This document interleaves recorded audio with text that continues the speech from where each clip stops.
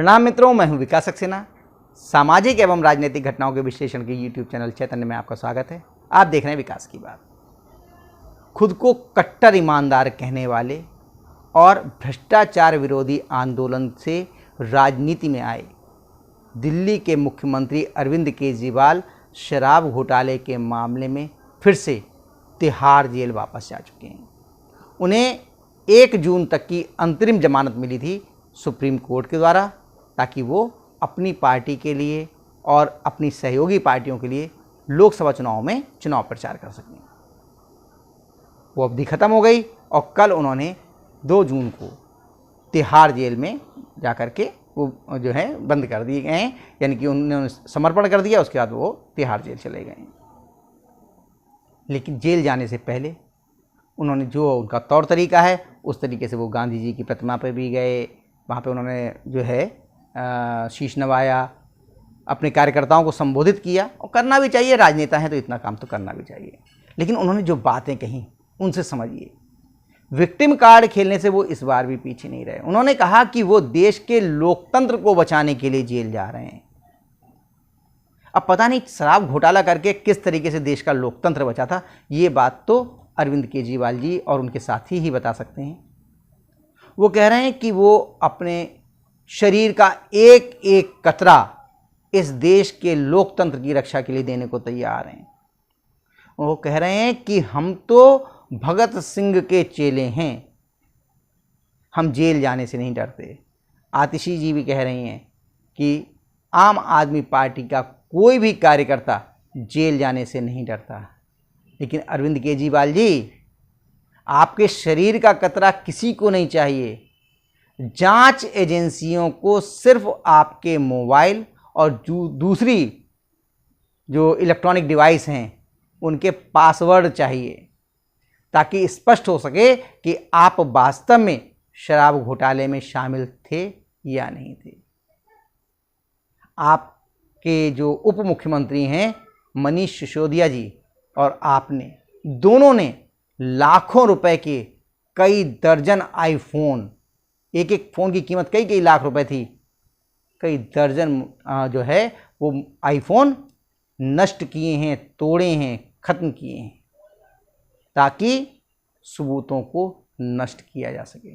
इस समय जो आपके आईफोन प्रवर्तन निदेशालय और दूसरी जांच एजेंसियों के पास हैं, आप उनके पासवर्ड नहीं बता रहे हैं।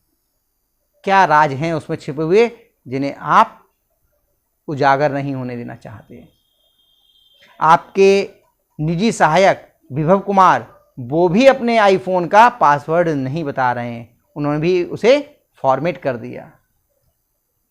जांच एजेंसियां तमाम कोशिशों के बावजूद इस डेटा को रिकवर नहीं कर पा रही हैं। जो आप कह रहे हैं कि प्रधानमंत्री जी ने कहा था ये शातिर चोर हैं, इन्होंने सबूतों को नष्ट कर दिया है, और इस आधार पे आप कह रहे हैं कि मेरे खिलाफ कोई सबूत नहीं है इसलिए मुझे छोड़ दिया जाए। तो जो सर्कमस्टेंशियल जो एविडेंस हैं, जिस तरह के हालात दिखाई दे रहे हैं, जिस तरह की बातें, जिस तरह के बयान कई आरोपियों ने दिए हैं, उनसे तो ये साबित हो रहा है कि कहीं ना कहीं आप और आपकी पार्टी के जो उप मुख्यमंत्री हैं, जो उस समय पर